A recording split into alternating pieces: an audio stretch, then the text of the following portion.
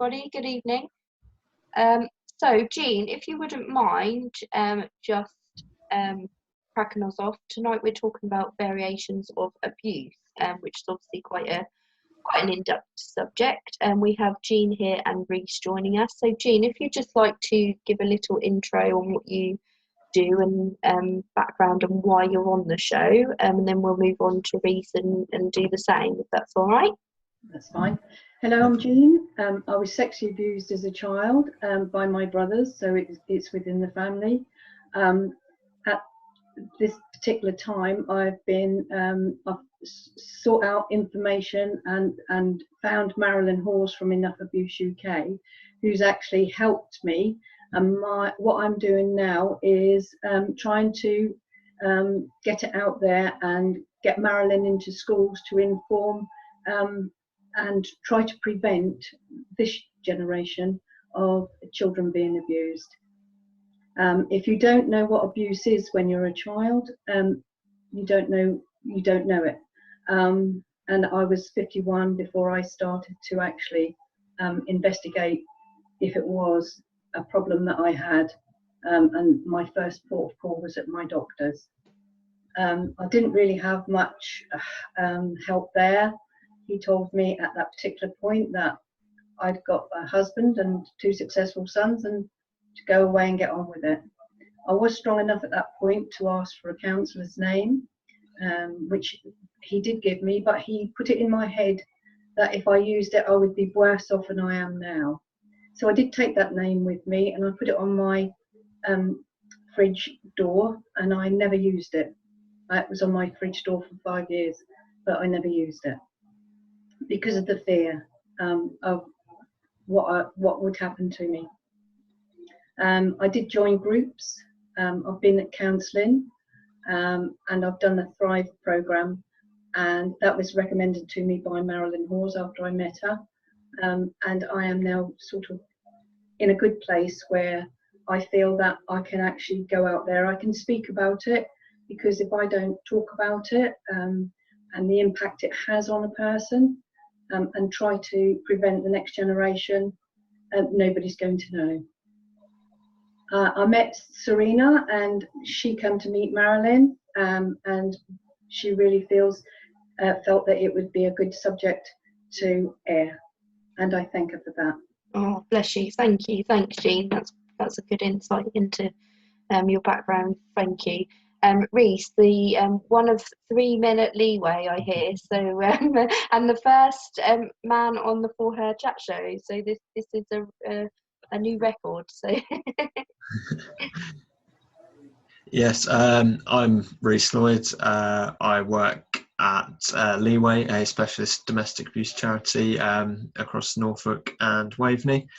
My particular role at Leeway is media and PR officer.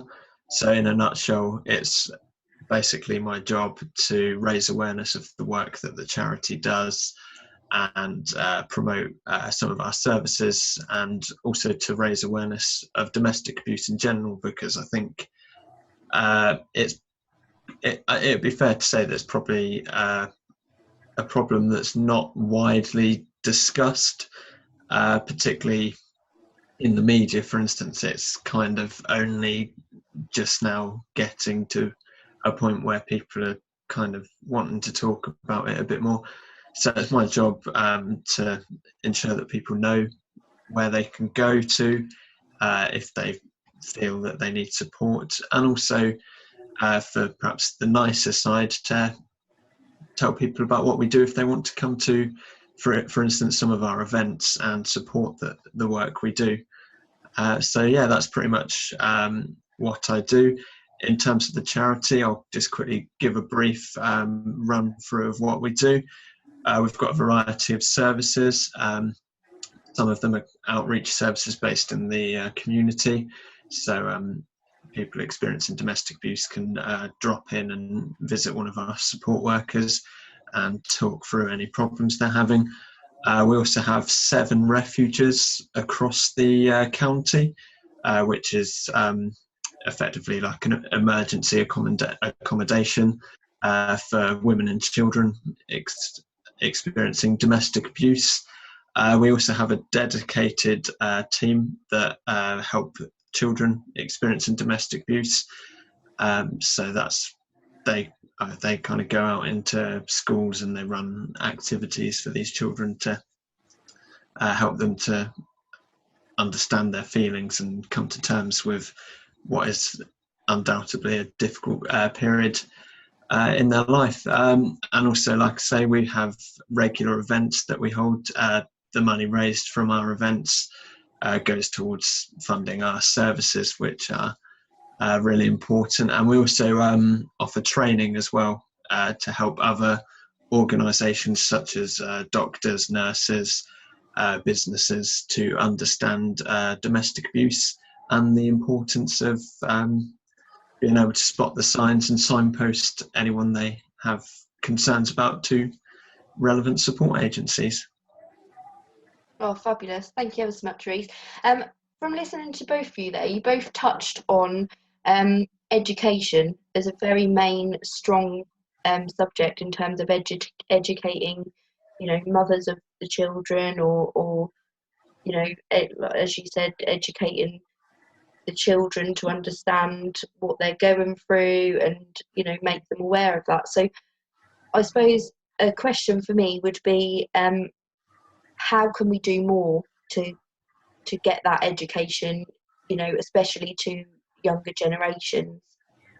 I think personally that from the age of 10 onwards, Marilyn Hawes actually, she educates children and she gives them the responsibility of the knowledge that she gives them. She also passes on the knowledge that they need to have, and she does it in a way that gets into their head, and they actually have the ability to take charge of themselves, especially on the internet, because the internet is a huge problem for teenagers. And I think you'll find that I think the figures are a third of pictures that paedophiles use come from children on sexting. So that's child to child. They infiltrate the phones and they take the pictures. Children don't know this. I don't know what the safeguarding information is in the schools, but I do know when I go and listen to Marilyn in the schools, the children don't know. They know a lot more when they come out than when they went in.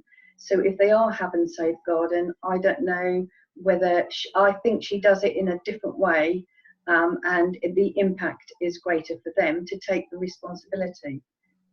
When I was younger, I know that there was a family next door to me, and the child, when she went to the main school, which was 11, she told my son that after she'd had sex abuse, that's what her dad was doing. Now, until that point, she didn't actually know that she was being sexually abused by her. She didn't know what it was. And fortunately, social services didn't take any notice on 2 occasions. And the person who did reported them to the school, who reported them to the police, and then the social services did walk in.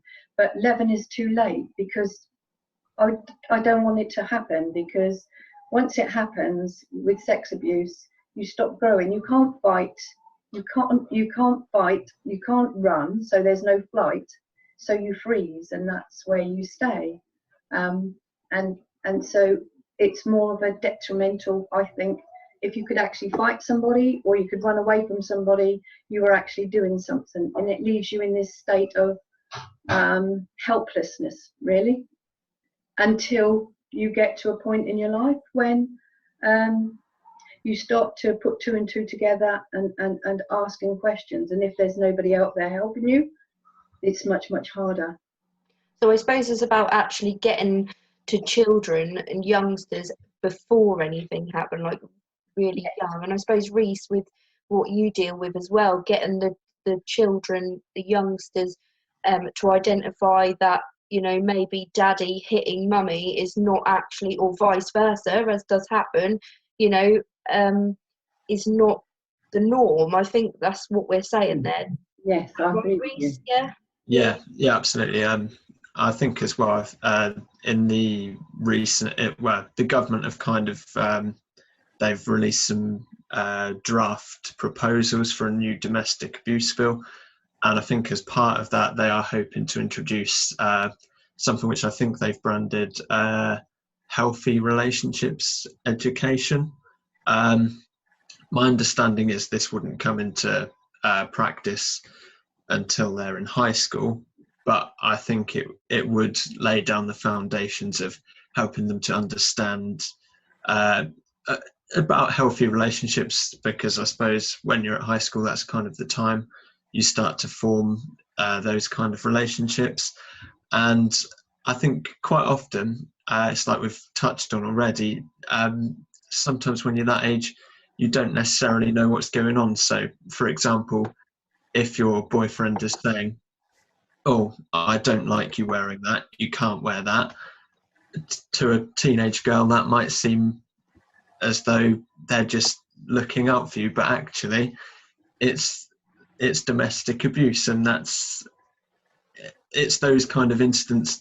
They may not seem like much, but they just keep growing, and there's more and more incidences. And I think without the education, that kind of thing, it might just go under the radar, and it might just get palmed off as them thinking, oh, it's okay, it's just him or her showing that they care for me, when actually it's about really that the other person being in control, which essentially that's the main aspect of domestic abuse. It's about power and control, and the person who is the perpetrator essentially making the person that they're abusing feel really ultimately powerless. So I think definitely education is only a good thing, really, because I think the more that we understand about all kinds of abuse from an early age, I think it's only beneficial. And I think hopefully you'd like to think that by the time they get into kind of 20s and into adulthood, they'll be able to understand the dynamics of an abusive relationship if they're in one, and be able to seek support. Or you would hope, if they have thoughts about being a perpetrator in a relationship, they might think, actually what I'm doing is wrong, and take control, really, in a good way. Yeah, I think as well, I suppose you said there about identifying almost the signs of what's going on, and educating, to that effect. But also, we spoke a bit before we went live about people outside of what's going on actually identifying. Jean, first to you, what would you say are the signs of a child going through this, a sexual abuse or whatnot? Everybody is actually different depending on where the sex abuse takes place. I mean, we're having things like footballers and you're putting your children to coaches. How do you know that they're safe? Marilyn also teaches teachers and anybody who actually is involved in looking after children on how to spot paedophiles who will damage the children. There is certain things that they, things that they will do, and they will eye up children. They will have their eye on children, and really like alcoholics, they hang around at bars, and unfortunately, paedophiles will find anywhere where there's children. So I think really adults should be aware of how to keep children safe. Because it's our duty to keep children safe. Children who are abused will often be loners. They will sort of shut down, because again, I've said to you, if you fight or flight, you either do one or the other. So it's quite a positive thing if you fight somebody or you run away from somebody. But with people who are abused as children, and if it's in the home, you see, that's even worse, because where can they go? They can't leave home. And they can't fight the people that are doing it, and really you don't know that it's wrong anyway, because a bit like Rhys says, when you're born, the atmosphere that's around you, and if you don't know any different, that's normal. Yeah.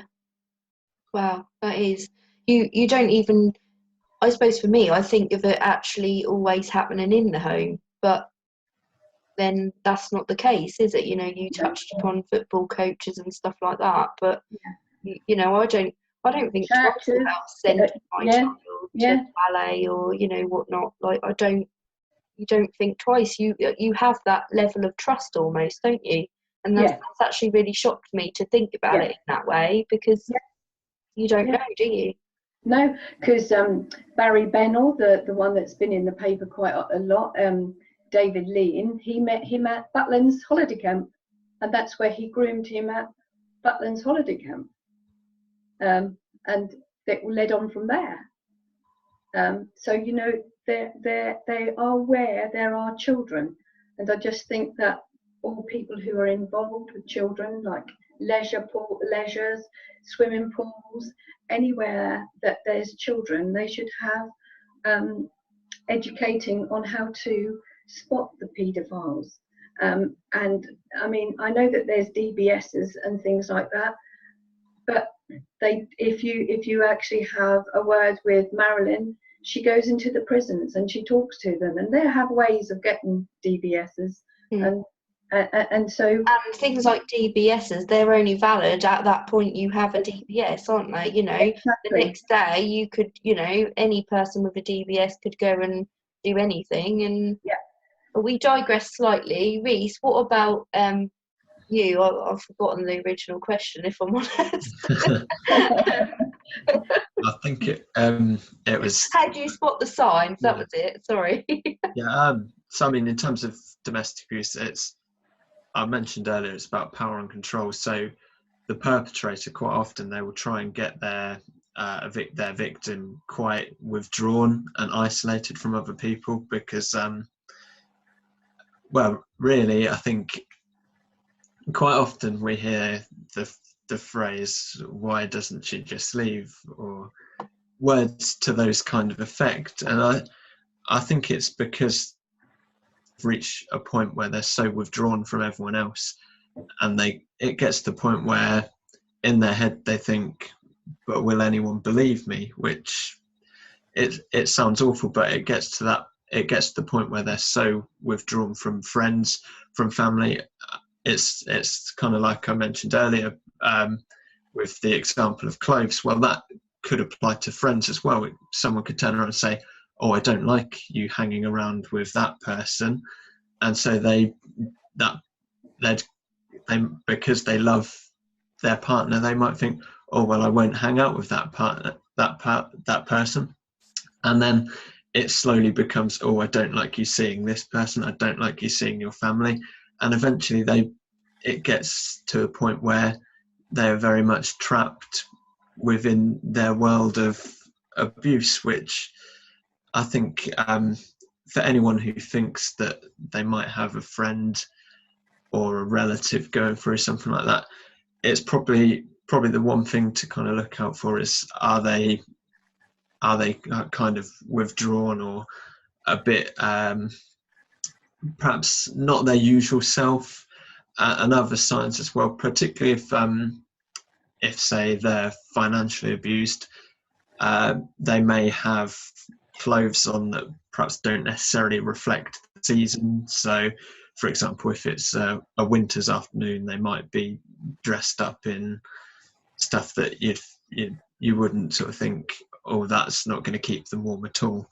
Or they might be really wearing something really old which has got holes in, because it could be the case of, if they're financially abused, their partner has limited or even cut off their access to money. So there's quite a lot of different things to look out for, but I'd say probably in general it's mainly about that person becoming withdrawn and isolated, because I think that's really then when they feel the perpetrator will feel most in control, and the person they're abusing will probably feel at their most vulnerable, really. So I suppose that's quite generic across the board then. We're saying that sort of withdrawn, whether it be the child going through the abuse or the adult. I think From that what, might be something that's because they can't run away and they can't fight, and I think yeah, there's that is the only thing that's left to do really, is yeah. to freeze. Yeah, and I suppose it's like a control thing, and having that person then having the control over that other person makes them become withdrawn and isolated and away from. And Rhys, you then said about financial abuse, and I suppose with Eugene, we're talking about sexual abuse, and that kind of thing with children, which is quite a physical thing. Obviously, there is a lot of emotional abuse attached to that. But Rhys, just to touch on that, what other forms of abuse do you see? Do you have like categories of abuse you see generally, or? Yes, we mainly kind of break it down into sort of physical abuse. So that's kind of probably what you'd more commonly associate with domestic abuse. It's the kind of bruises and the broken bones, things that you can physically see, really.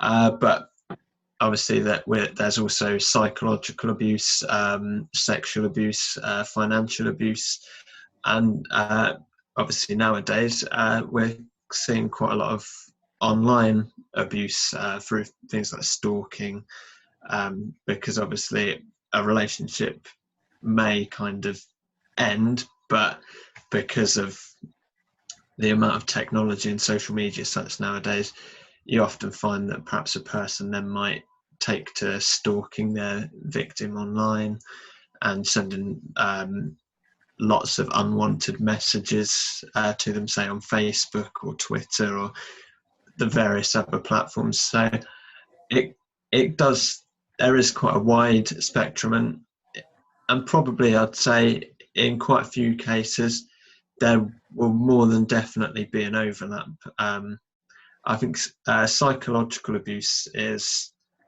quite a big one, but it's kind of, up until recently, it's been quite a hard one to really kind of prove in terms of a legal case, because it's the little things like the name calling, the saying, "Oh, you're useless. No one wants you." Those kind of very hurtful things that it is abuse. But in terms of going and saying to in front of a court and saying this has been happening, it can be quite a distressing time, especially because it's quite daunting being at court anyway, and sometimes when you have to stand up and you're facing someone who's saying, "Well, prove it," it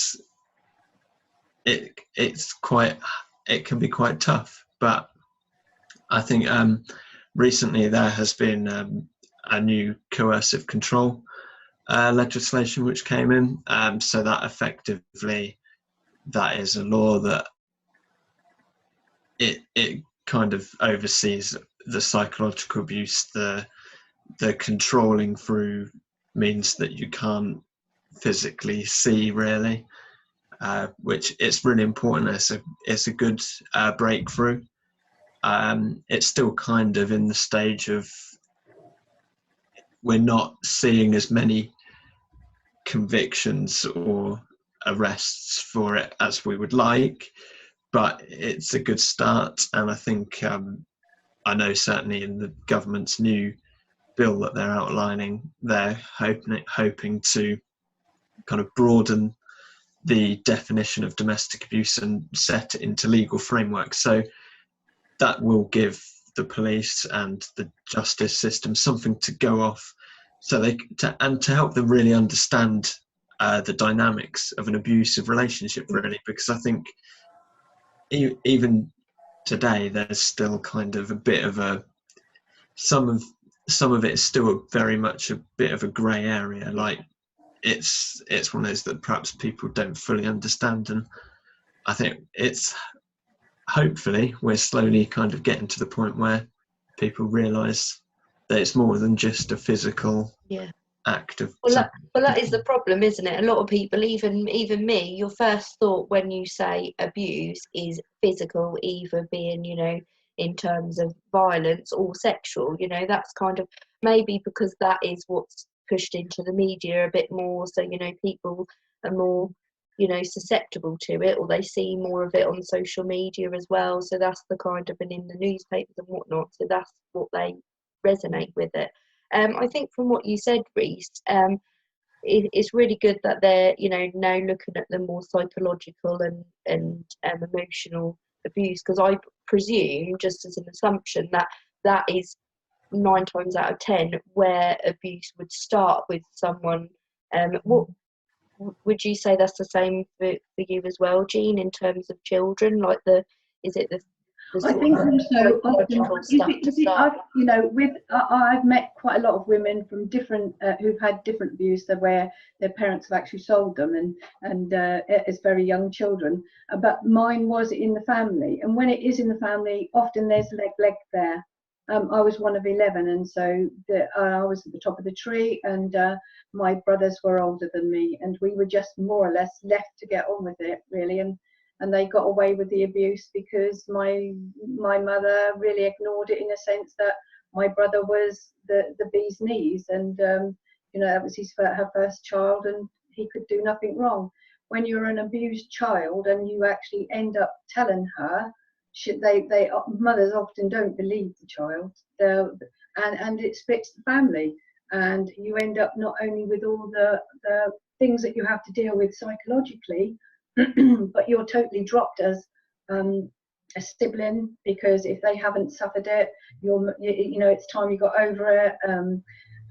You're an old woman. You know, it's time that you put this all behind you. Why are you still going on about it? No, but there's no help there for you as if it's in the family. But quite often it is neglect, and often, unfortunately, mothers do sometimes know what is going on, and they validate what's going on. I suppose as well, from you going through that, not only did you have the abuse, the sexual abuse and the psychological abuse at the time when that was going on for you, but also, you know, later on when you then express that to your mother and your family, you're then getting psychological abuse, I suppose, again, you know, doubly. So, you know, and I suppose, like with you talk a lot about, you know, the fight or flight, and that kind of approach. And I suppose for you now, you're there sort I'm of fighting. I feel like I'm a bit like you're pushing it into people's heads, and saying, no, just because I've gone through that, I'm not, you know, I want to get the message out there so other people don't go through that.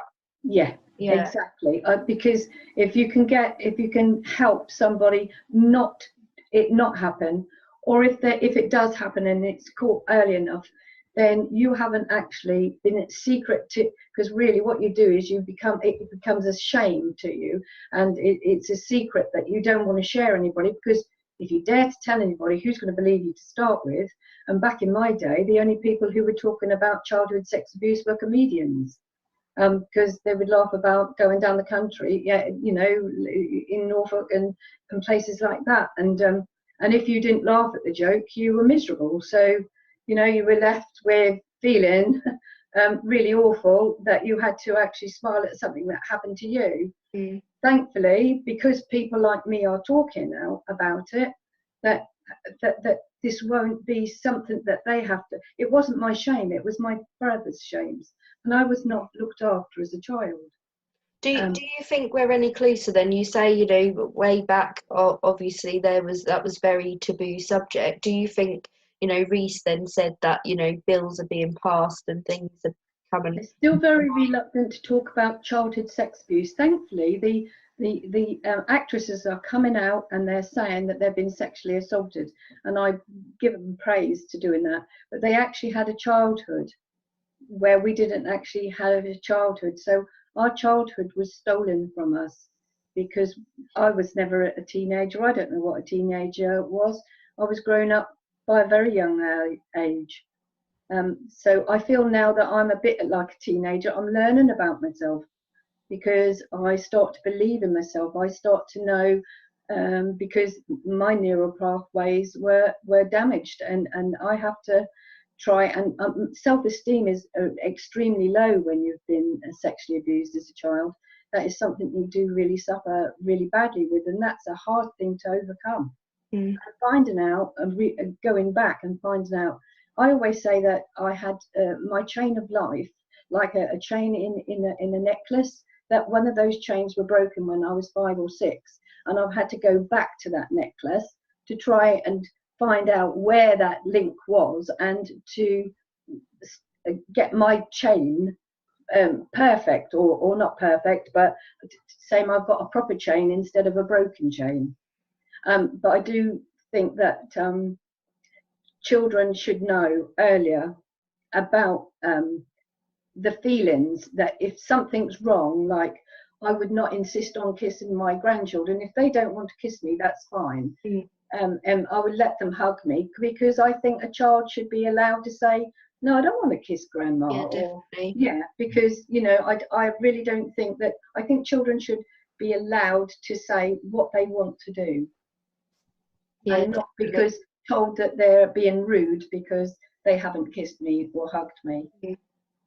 Yeah, I think from what you then said there, I was just thinking about, you know, is it, you know, we talked about the taboo, and are we getting close to getting away from that? But maybe it's No. quite sad to think that maybe we need more, like, MPs are not talking about it. that to talk about it, which seems a shame. You know, why can't just the average Joe, you know, like Eugene, come on, you know, be listened to? Why does it have to be like the celebrities and whatnot coming out saying that? That's what is frustrating, you know.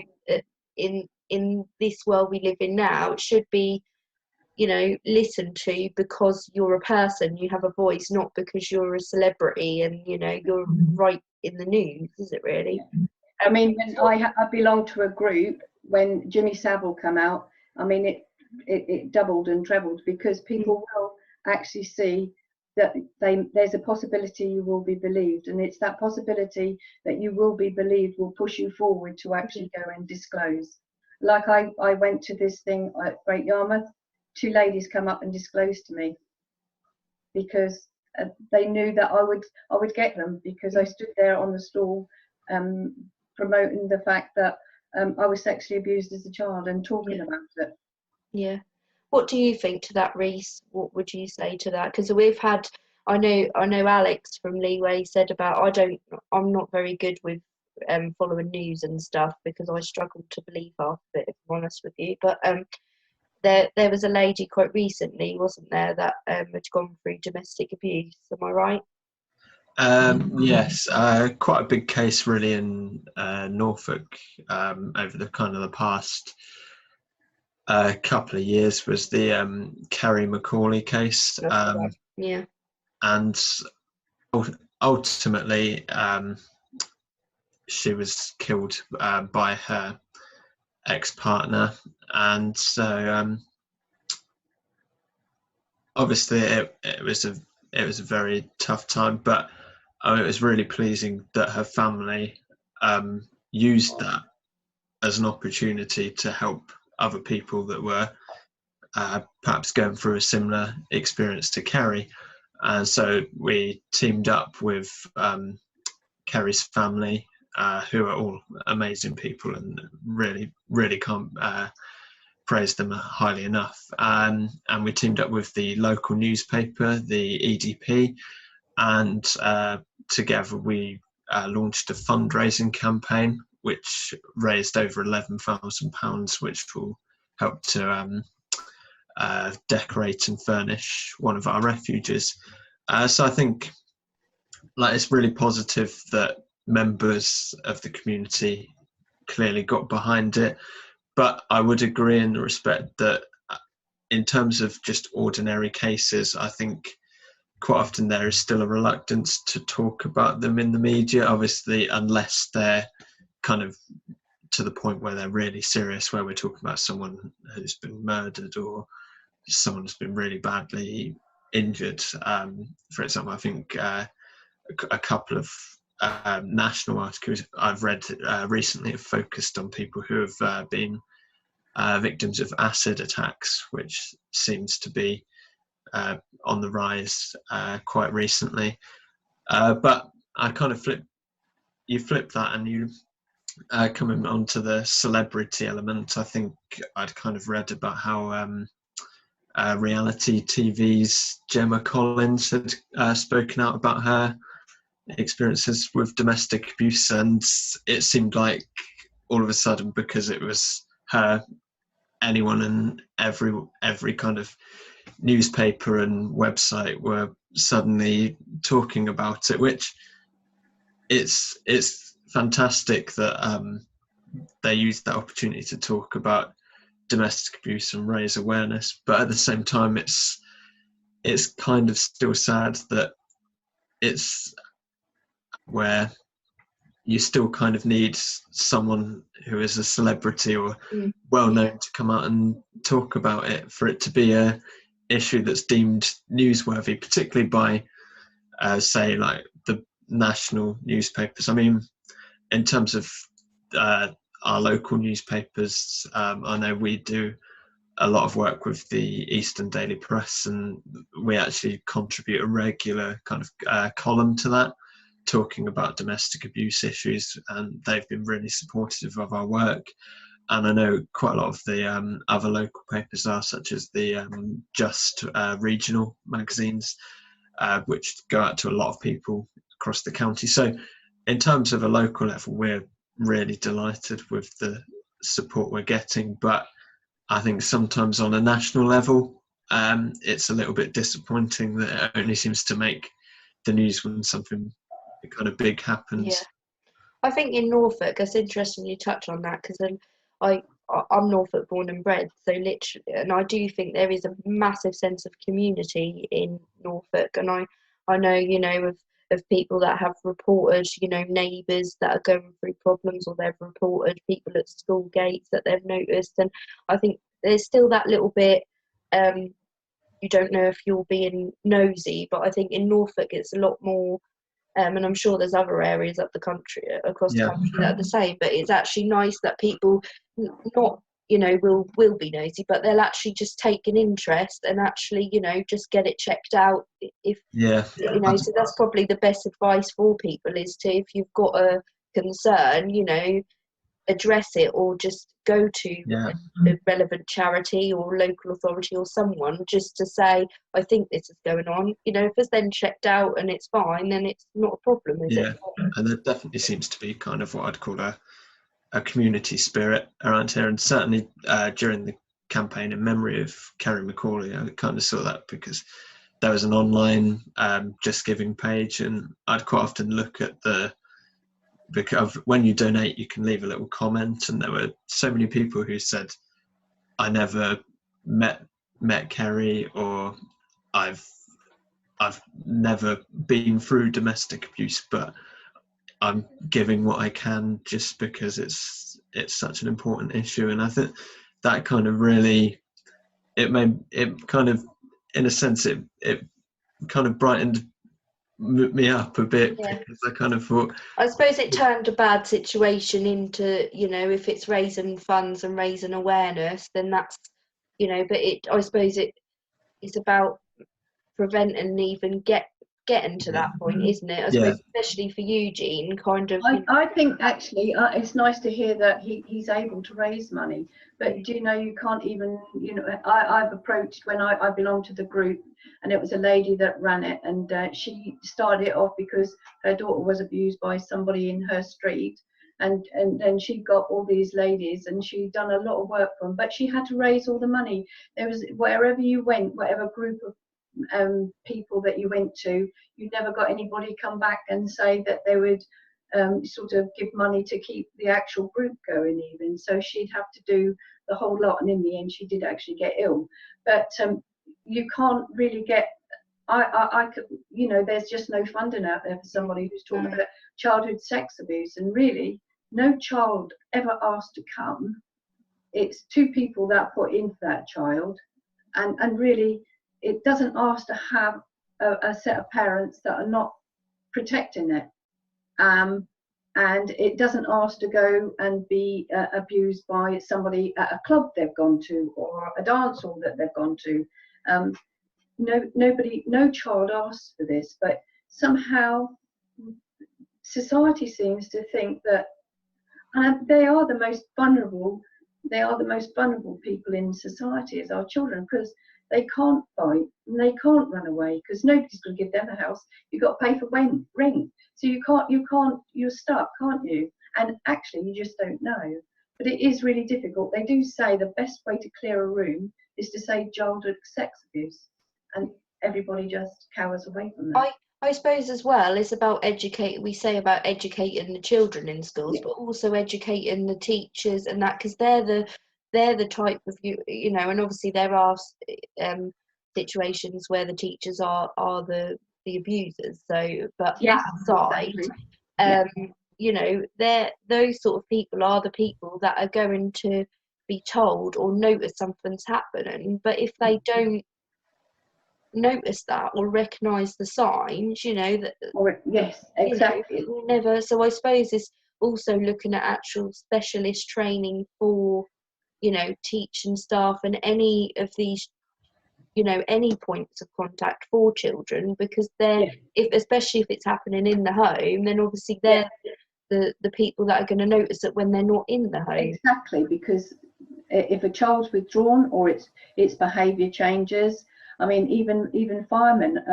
Marilyn's been to train firemen because now they have to ask why the fire started, because often it's a fire will be started where the child's been abused, or do you know what I mean? Sometimes there's a reason why fires start, and it's because children are trying to escape from the abuse. You know, there's so many people that can be involved, and if they all took note and if they were all educated to see the signs and report the signs and do something about the signs, a child would be saved. I suppose it is very difficult, like we said, about recognising the signs. You know, it's very, very difficult. Rhys, do Leeway see a lot of situations where, you know, the whole family are affected by an abuser? Is that yes. In kind of quite a lot of situations, if there's children, it might be the case that say take for example, if a mother was abused and she had fairly, say, young children, she might in a sense want to stay with the perpetrator for the sake of the family, because obviously moving away or splitting a family up, it can be quite a difficult period for children, and like I say, if they're especially young, they might not necessarily understand quite what's going on, so it can be quite a difficult time. But kind of coming on to the point of made earlier about teachers and education staff having training, there is actually a scheme which I believe quite a lot of counties, possibly all of them in the country, signed up to. It's called Operation Encompass.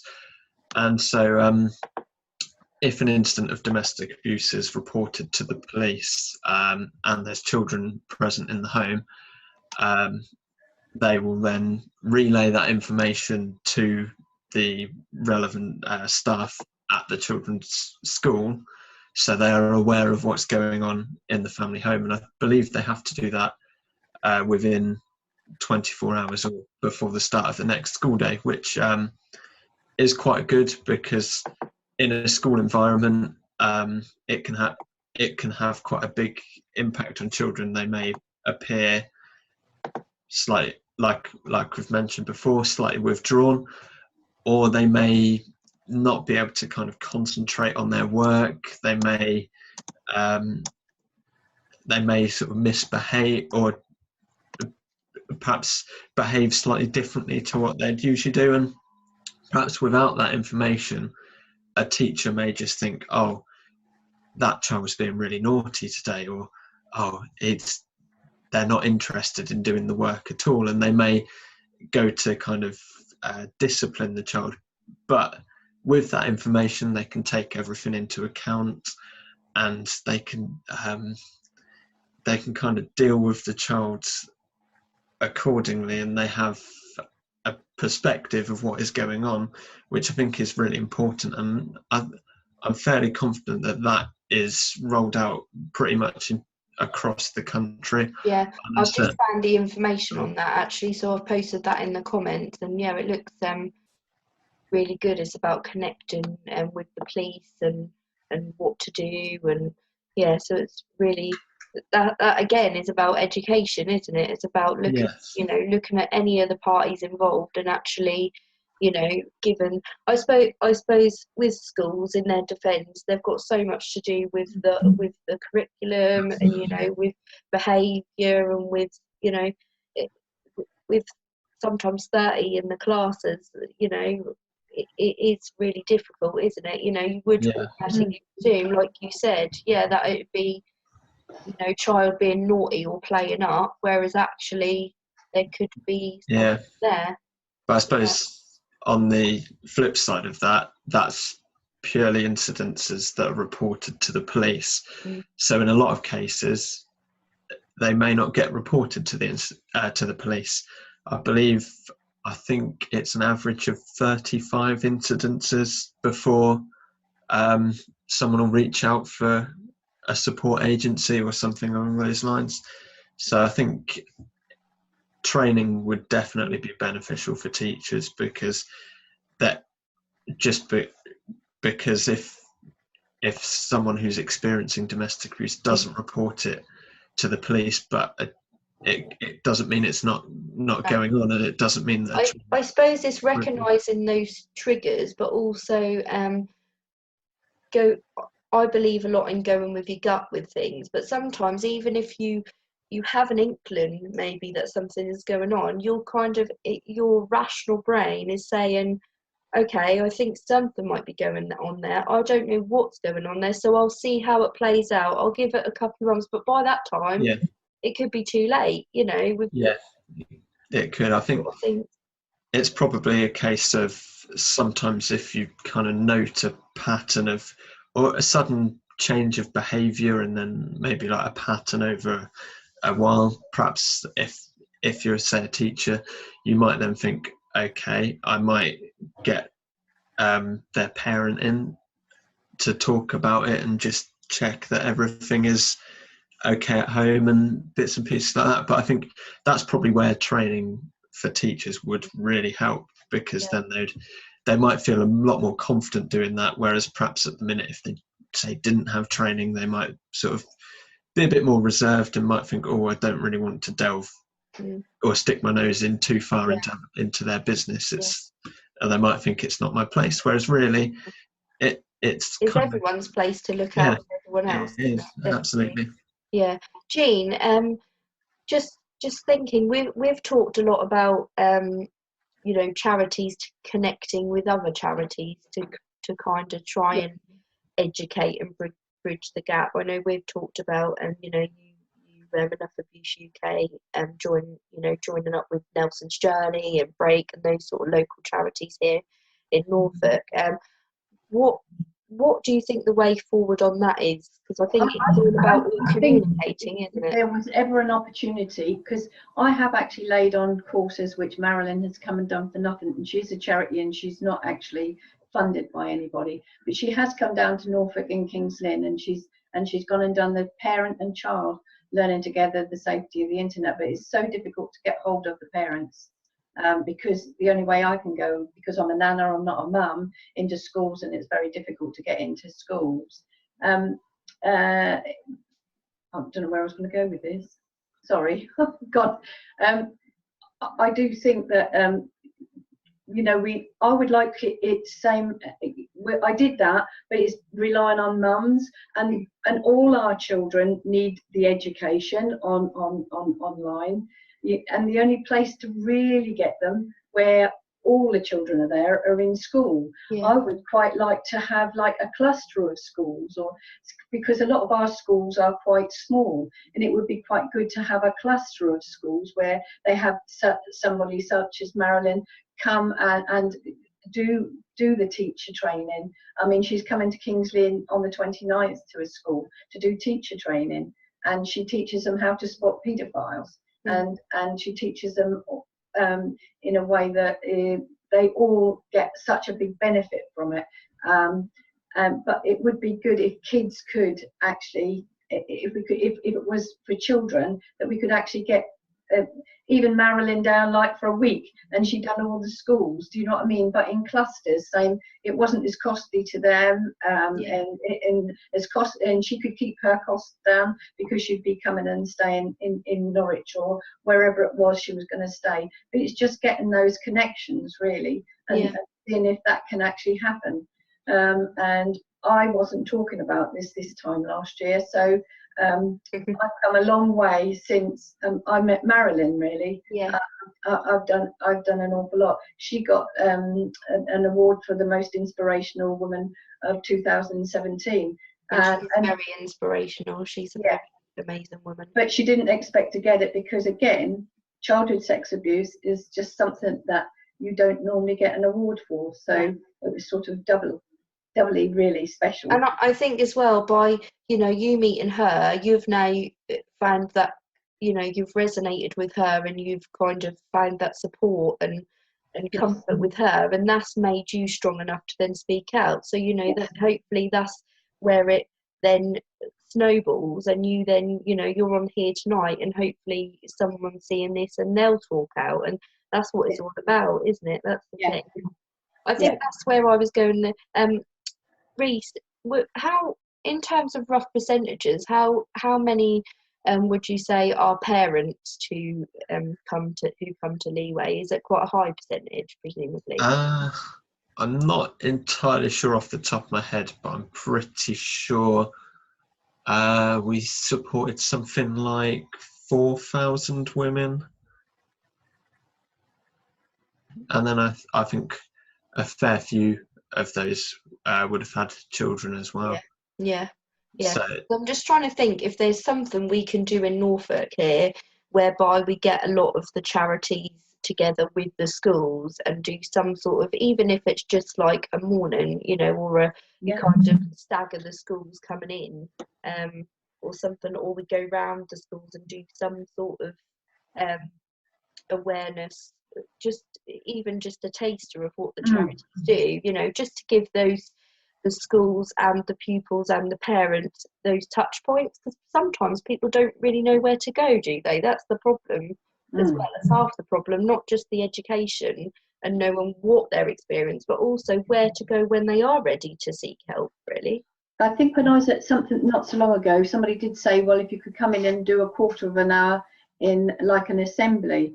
But for Marilyn to come round and just do 1/4 of an hour is really quite silly. And then assemblies are all at the same time, aren't they? Or roughly all at the same time. So I think she said this. However, with technology, as we are doing tonight, she has got a something that she puts into schools. But basically, she goes round to the schools first and she presents to them.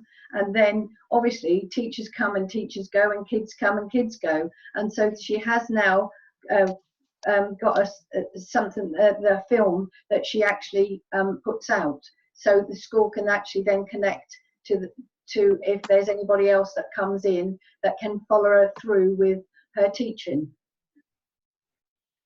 I'm just not jotting down notes at the moment to my brain's going.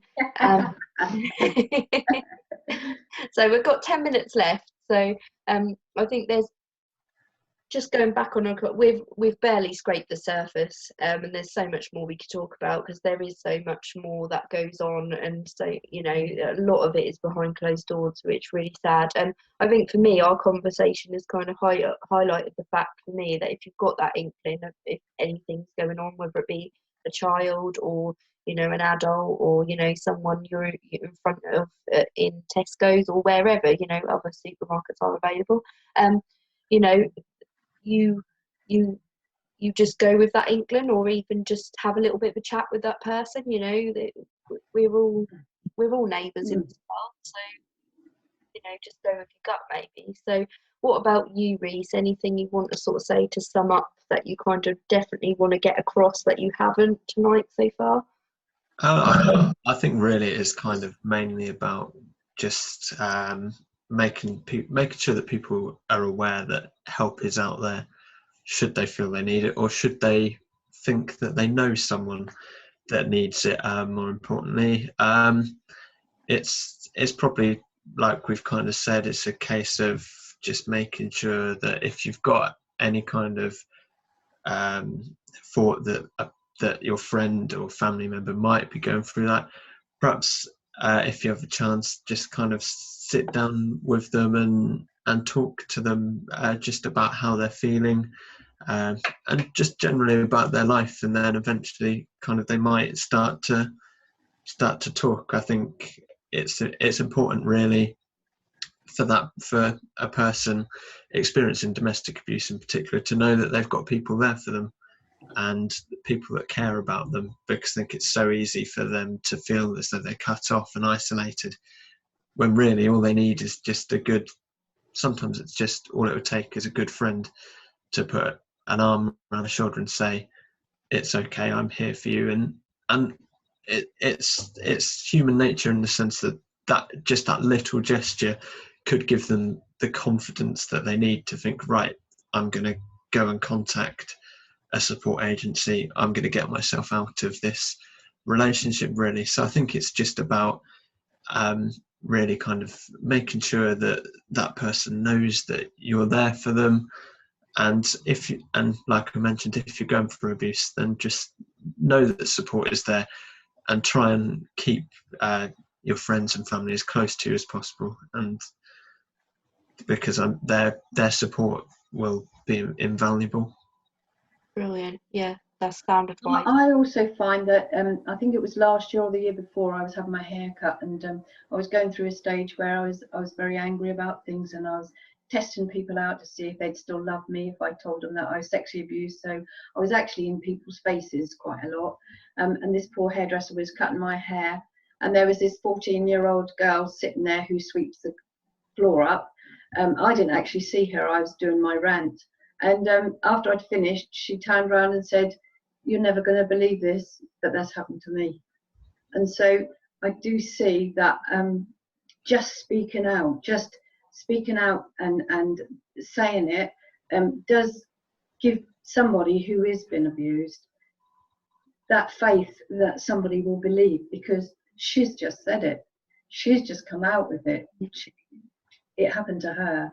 And I'm not the only one that it's happened to.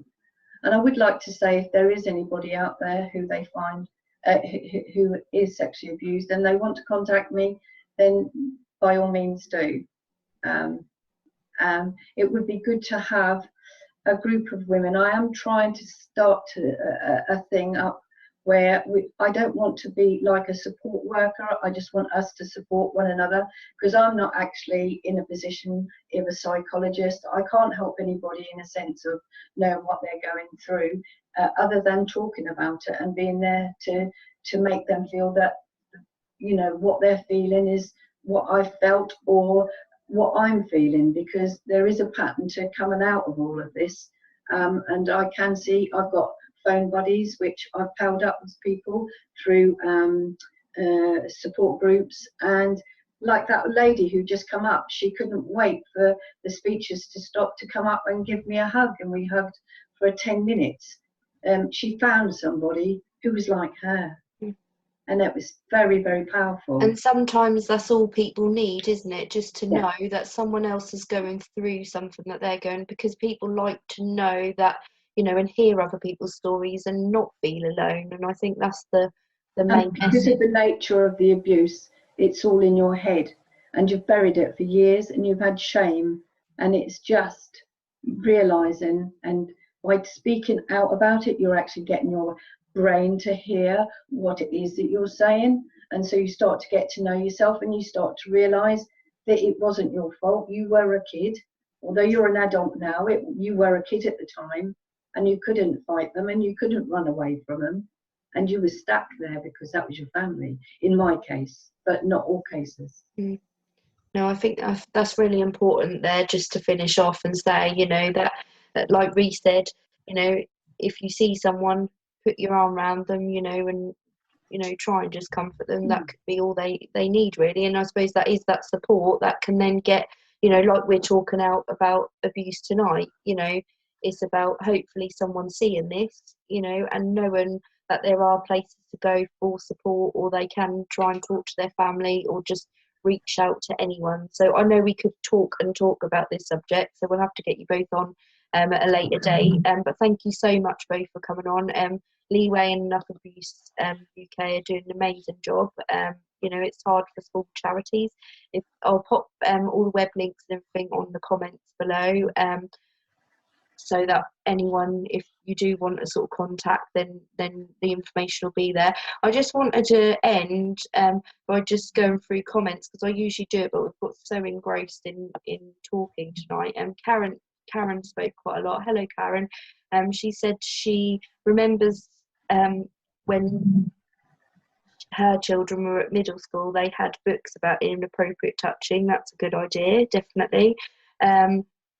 And also, she said she had training on this as a school governor, so they could identify things. So obviously that is being done, but more education obviously is definitely needed. So that's all we've got time for tonight. We're by my clock 1 minute to, so we did well there to keep it in there. But thank you so much both of you for coming on, and obviously anyone who is watching or is watching this on replay, feel free to comment, tag Jean in, or I think Alex from Leeway is actually on the group, but by all means get in touch with Rhys through Leeway, and we will see you again in 2 weeks time on see what date it is.